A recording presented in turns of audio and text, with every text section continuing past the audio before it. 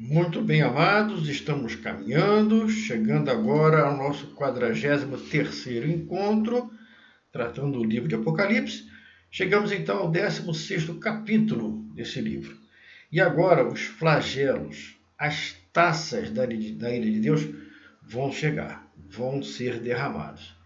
Enquanto as trombetas, quando tocadas, atingiam apenas uma parte da terra, as taças cobrem todo o planeta. É verdade. Enquanto as trombetas se referiam a um terço da parte seca, um terço das águas, agora não. Agora é sobre todo o planeta. Enquanto as trombetas traziam dores parciais, as taças trazem dores de uma forma total, global, universal. As trombetas serviam como um aviso e as taças trazem flagelos, juízo, condenação. As trombetas trazem destruição para um terço da criação. As taças trazem a destruição completa. Podemos pensar então que as trombetas seriam como o princípio das dores e as taças como o juízo final. Enquanto havia uma espécie de interlúdio entre o toque de uma trombeta e outra, com as taças não é assim. As taças são derramadas de forma ininterrupta, uma atrás da outra. Você vai notar que durante a leitura do texto, você vai notar uma certa semelhança entre as pragas que atingiram o Egito antes que Faraó libertasse o povo hebreu e essas que estão sendo derramadas agora. Há uma semelhança muito estreita entre as pragas que atingiram o Egito e agora a destruição que há de vir. Lembre-se, enquanto os egípcios eram atingidos pelas pragas, os hebreus estavam guardados. Estavam guardados, preservados simplesmente por ouvir e obedecer a Deus. Naquele momento, somente o Egito sofreu a cólera da ira de Deus. Mas agora todo o planeta, toda a criação beberá desse cálice. Vamos ao texto? Apocalipse, capítulo 16, a partir do verso 1, está escrito assim. João dizendo: ouvi, vinda do santuário, uma grande voz dizendo aos 7 anjos: ide, derramai pela terra as 7 taças da cólera de Deus. Saiu, pois, o primeiro anjo e derramou a sua taça pela terra. E os homens, portadores da marca da besta, e aos adoradores da sua imagem, sobreveio úlceras malignas e perniciosas. Nesse momento, quem tem o selo de Deus, a marca de Deus, está guardado.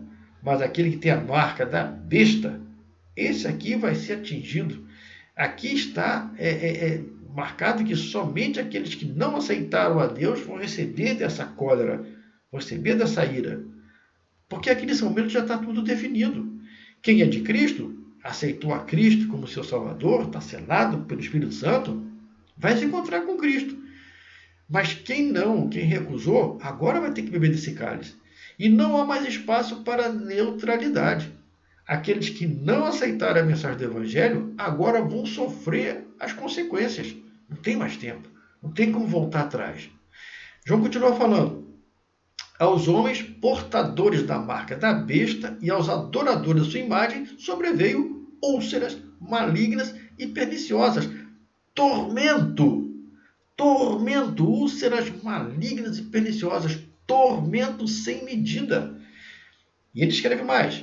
Derramou o segundo anjo, a sua taça no mar.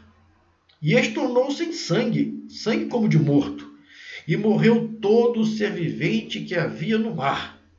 E derramou o terceiro anjo, a sua taça sobre os rios e nas fontes das águas, e tornaram-se em sangue. Não há mais água potável. Os oceanos transformados em sangue. Os rios e as nascentes transformadas em sangue. Não há mais água potável. Agora tenta imaginar o tormento das úlceras malignas, agora sem água. Sem água. Continua. Versículo 5. Então ouviu o anjo das águas dizendo: tu és justo, tu que és e que eras, santo, pois julgaste essas coisas. Versículo 6. Porquanto derramaram sangue de santos e de profetas, também têm dados a beber deste sangue. Eles são dignos desse sangue. Está escrito aqui no verso 6. Aí o verso 7. Ouvi do altar que se dizia: certamente, ó Senhor Deus Todo-Poderoso, verdadeiros e justos são os teus juízos. É verdade. No verso 8, João escreve: ao quarto anjo derramou a sua taça sobre o sol, e foi-lhe dado queimar os homens com fogo. Com efeito, os homens se queimaram com intenso calor e blasfemaram o nome de Deus. Quem tem autoridade sobre esses flagelos é Deus. Então eles blasfemaram a Deus pelo castigo que estão recebendo. E nem se arrependeram e nem deram glória. Tenta imaginar a situação. Cheio de úlceras, atormentados, sem água e agora abrasados de forma nunca antes acontecida nesse planeta pelo sol. Abraçados pelo sol. Mas mesmo assim eles não param de blasfemar. Como o faraó, que lá no Egito endureceu o coração até que o Senhor chegou na 10ª praga, eles estão aqui endurecidos, não se arrependem, não glorificam a Deus e continuam blasfemando. Verso 10. Derramou o quinto a sua taça sobre o trono da besta. Agora é sobre o trono da besta, cujo reino se tornou em trevas. E os homens remordiam a língua por causa da dor que sentiam. Agora o ataque é direto sobre o trono da besta. Trevas. E aqueles que estavam atormentados por úlceras malignas, sem água, abrasados pelo sol, agora mordem a língua por causa da dor que sentiam. Versículo 11. E assim, mordendo a língua, eles blasfemaram o Deus do céu, por causa das angústias e das úlceras que sofreram, e não se arrependeram de suas obras. É João que está escrevendo isso para a gente aqui. Os seguidores da besta estão atormentados, mas não deixam de agredir a Deus. A pessoa iníqua não se dobra ante o sofrimento, pelo contrário, fica mais iníquo ainda, peca ainda mais do que antes. Vem aí o 6º flagelo, que traz a destruição total. Olha como João escreveu para a gente. Derramou o 6º a sua taça sobre o grande rio Eufrates, cujas águas secaram, para que se preparasse o caminho dos reis que vem do lado nascente do sol. Lembra comigo, a grande Babilônia, no tempo do Antigo Testamento, ela perseguiu o povo hebreu e levou o povo cativo para a Babilônia. E Ciro, persa, ele, quando vem tomar a cidade de Babilônia, ele aguardou em um momento certo para invadir a cidade, e foi no momento que as águas do rio Eufrates secaram, baixaram, e eles conseguiram passar por baixo dos muros através de um canal onde passava esse rio. Essa história já aconteceu. E está dizendo aqui que João está vendo o grande rio Eufrates secando, e os reis que nascem do sol passando para destruir a grande Babilônia. É como se fosse um flashback. No versículo 13 ele coloca: então vi sair da boca do dragão, e da boca da besta, e da boca do falso profeta, 3 espíritos imundos, semelhante a rãs, porque eles são espíritos de demônios, operadores de sinais. Eles farão sinais. E para quem que eles se dirigem? Se dirigem aos reis do mundo inteiro. Se dirigem aos reis, aos governantes do mundo inteiro que estão nesse momento aqui, com o fim de ajuntá-los para a grande peleja, para a peleja do grande dia do Deus Todo-Poderoso. Então saem demônios com o intuito de juntar todos os soberanos desse mundo para uma guerra, para um confronto final no dia do Deus Todo-Poderoso. Aí no versículo 15 ele coloca como se fosse uma explicação, tanto que na sua Bíblia deve estar entre parênteses. Está escrito assim: eis que venho como ladrão, eis que venho como vem um ladrão. Bem-aventurado aquele que vigia e guarda as suas vestes, para que não ande nu, e não seja a sua vergonha exposta, e não se veja a sua vergonha. É como se o João estivesse dando uma explicação para que nós vigiemos, para que não sejamos pegos de surpresa. É uma explicação, por isso que está entre parênteses. Mas no versículo 16 ele continua o raciocínio. Ele colocou assim: então os ajuntaram num lugar que em hebraico se chama Armagedon. Então a besta, o falso profeta, o anticristo, vão juntar todos os reis da terra contra o Senhor e dar um local chamado Armagedon. Armagedon aqui seria um local de uma última batalha. E num local, no planeta que ele chama de Armagedon, ou você pode também conhecer como as Colinas do Megido, ou planície de Israel, seria o mesmo local. E agora está dizendo que será o palco da maior batalha da história de todos os tempos. E esse local, Armagedon, foi o palco das maiores batalhas do povo hebreu. Aqui os cananeus foram vencidos, foram derrotados. Aqui Gideão, com seus 300, venceu os seus inimigos. Aqui Saul morreu. É o lugar onde a rainha Jezabel foi morta. É o lugar onde o faraó Neco matou o piedoso rei Josias. É um lugar encharcado de sangue. De sangue. Mas agora, de acordo com João, é o palco da maior batalha da história desse planeta. Os reis se juntaram na força do anticristo para se voltar contra o Senhor.